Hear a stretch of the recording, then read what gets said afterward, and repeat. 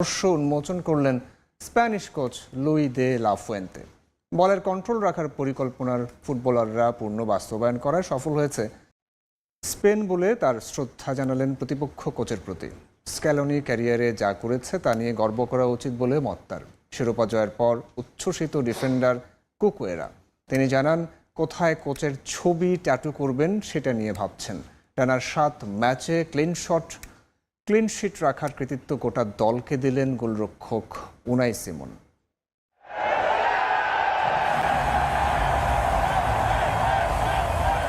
New ইয়র্কের মেটলাইফে 16 বছরের অপেক্ষার সমাপ্তি। শিরোপা নিয়ে ফাইনালের শহর ছেড়েছে স্পেন। উচ্ছ্বাস উন্মাদনায় ভাসছেন ফুটবলাররা। কোচ হিসেবে অমরত্ব পেয়েছেন লুই দে লা ফুয়েন্তে। ইউরোর পর বিশ্বকাপ শিরোপা ঘরে তুললেন এই স্প্যানিশ মাস্টার ট্যাকটিশিয়ান ফুয়েন্তে অবশ্য জয়ের অবদান দিলেন ফুটবলারদের, যাদের বয়স ভিত্তিক স্তর থেকে গড়ে তুলেছেন নিজ হাতে। এই জয় তাদের প্রাপ্য ছিল বলে মত তার। দেখুন, তারা ভালো ফুটবলার হওয়ার আগে ভালো মানুষ। এই জয় লম্বা এক যাত্রার ফল।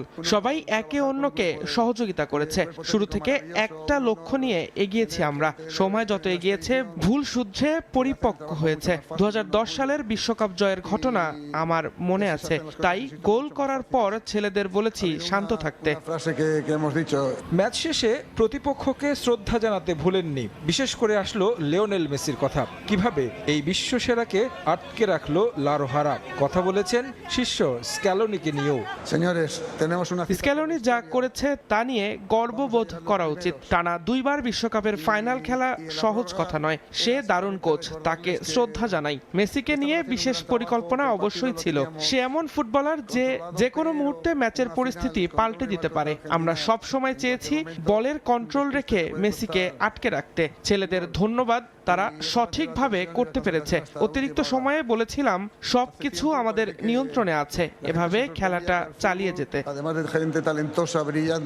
আসর জুড়ে দুর্দান্ত ছন্দ দেখিয়েছে স্প্যানিশ ডিফেন্ডার কুকুরেয়া। আগেই ঘোষণা দিয়ে রেখেছিলেন বিশ্বকাপ জিতলে কোচের ট্যাটু করবেন শরীরে। ম্যাচ শেষে কথা বলেছেন তা নিয়েও। 7 ম্যাচে দলকে ক্লিন শিট রেখেছেন উনাই সিমন, জিতেছেন গোল্ডেন বুটও। তবে কৃতিত্ব দিলেন গোটা দলকে। আর পেদ্রো পোরো এখনো ভাসছেন স্বপ্নে। এটা অবিশ্বাস্য। আমরা যা করেছি আমাদের পরিশ্রমের ফল। হ্যাঁ, কোচের ট্যাটু করব বলেছি, তবে এখনো ভাবিনি কোথায় ট্যাটু করব। একটু বিশ্রাম নিয়ে ভাবতে চাই কোথায় করা যায়। এটা দারুণ বিষয় যে 7 ম্যাচে ক্লিন শিট রাখা, মাত্র একটি গোল হজম করা। তবে এই কৃতিত্ব আমার একার নয়, গোটা দল দারুণ খেলায় গোল্ডেন গ্লাভস জেতা সম্ভব হয়েছে। এক যুগেরও বেশি সময়ের অপেক্ষার অবসান ঘটিয়ে শিরোপা জিতে আত্মহারা স্প্যানিশ ফুটবলাররা। এই পথে স্পেনের ফুটবল আরও বহুদূর যাবে বলে প্রত্যাশা তাদের। হেরে যাওয়ার পর মাঠে 2 স্প্যানিশ ফুটবলারের গায়ে হাত তোলেন আর্জেন্টিনার ফুটবলার পারদেস। এ নিয়ে বিশ্বজুড়ে শুরু হয়েছে সমালোচনার ঝড়। যদিও ভক্ত সমর্থকরা বলছেন ম্যাচ হেরে গিয়ে আবেগ ধরে রাখতে না পেরেই এই কাণ্ড ঘটিয়েছে পারদেস।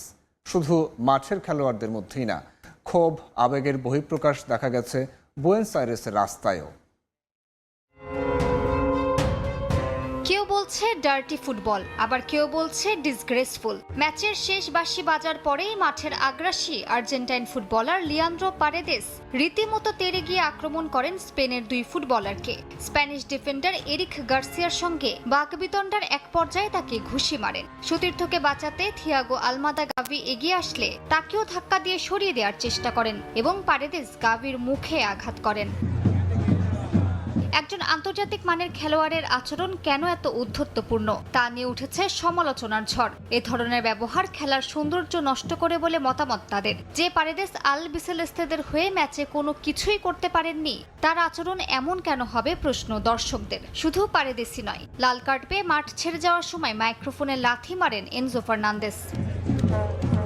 তবে আবার অনেক ভক্ত সমর্থকরা বলছেন ম্যাচ হেরে চূড়ান্ত আবেগের বহিঃপ্রকাশ করেছেন পারেদেস। আর্জেন্টিনা বিশ্ব চ্যাম্পিয়ন না হতে পারলেও মাঠে উপস্থিত আর্জেন্টাইনদের মেসি মেসি ধ্বনিতে ছেয়ে যায় মেটলাইফ স্টেডিয়াম। আর সেই সময় নিজের চোখের পানি আর ধরে রাখতে পারলেন না লিওনেল মেসি। আবেগ যতই থাকুক না কেন, ফুটবলের লিগেসি বলছে খেলোয়াড়দের এমন আগ্রাসী আচরণ পুরোপুরিভাবে স্পোর্টসম্যানশিপের বিপরীত। মাঠের আর্জেন্টাইন খেলোয়াড়দের মতো এই একই ধরনের আবেগ দেখা গিয়েছে বুয়েন্স আইরেসেও। স্পেনের বিপক্ষে এমন শোচনীয় পরাজয় কোনোভাবেই মানতে পারছেন না আলবিসেলেস্তের সমর্থকরা। বুয়েন্স আইরেসের ওবেলিস্কি এলাকায় জড়ো হন হাজারো সমর্থক। এক পর্যায়ে পরিস্থিতি উত্তপ্ত হয়ে ওঠে। পুলিশকে লক্ষ্য করে ছোড়া হয় ইট পাটকেল ও বোতল। সংঘর্ষের কারণে বন্ধ হয়ে যায় আশপাশের প্রধান সড়কগুলো। তবে এখন পর্যন্ত হতাহত বা গ্রেফতারের কোনো তথ্য পাওয়া যায়নি। এদিকে পরাজয়ের হতাশার মধ্যেও জাতীয় দলকে সম্মান জানাতে উদ্যোগ নিয়েছেন আর্জেন্টিনার প্রেসিডেন্ট হাভিয়ের মিলেই। তিনি ঘোষণা দিয়েছেন বিশ্বকাপে রানার্স আপ হওয়া দলকে সম্মান জানাতে একটি জাতীয় ছুটি ঘোষণা করা হবে। কবে সে উদযাপন হবে তা ঠিক করবেন খেলোয়াড় ও কোচিং স্টাফ। ফাইনাল হারের পর সংবাদ সম্মেলনে আবেগ আপ্লুত হয়ে পড়েন লিওনেল স্ক্যালোনি। কান্না বিজড়িত কণ্ঠে বলেন, নিজের দল নিয়ে গর্বিত তিনি। আর্জেন্টিনাকে বিশ্বকাপ ও কোপা আমেরিকা জেতানো কোচ ইঙ্গিত দেন ডিসেম্বরের পরই ছাড়তে পারেন গুরু দায়িত্ব। যদিও লিওনেল মেসির ভবিষ্যৎ নিয়ে ধোঁয়াশা রেখেছেন আলবিসেলেস্তে কোচ। যুক্তরাষ্ট্র থেকে সাজিদ মুস্তাহিদের রিপোর্ট।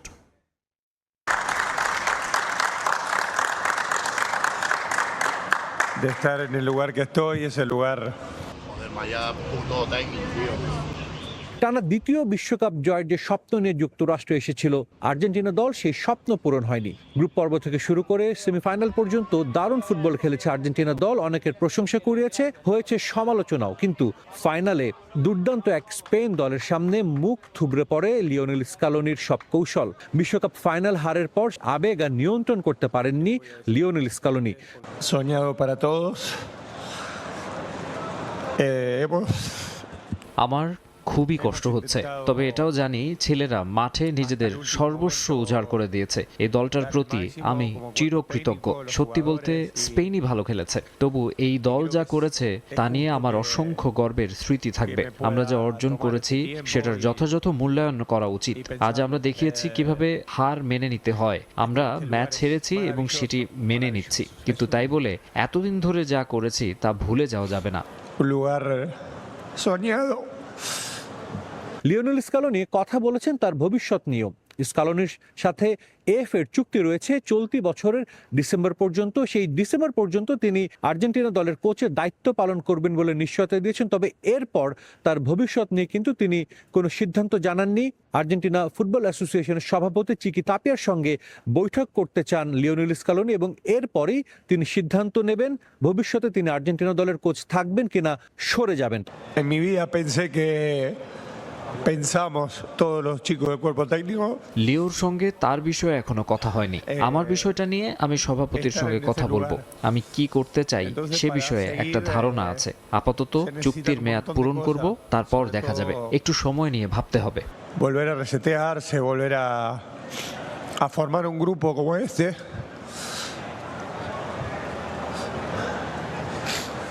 আর্জেন্টিনা দল তাদের ইতিহাসের সবচেয়ে স্বর্ণালী সময় কিন্তু পার করেছে লিওনেল স্কালোনি এবং লিওনেল মেসি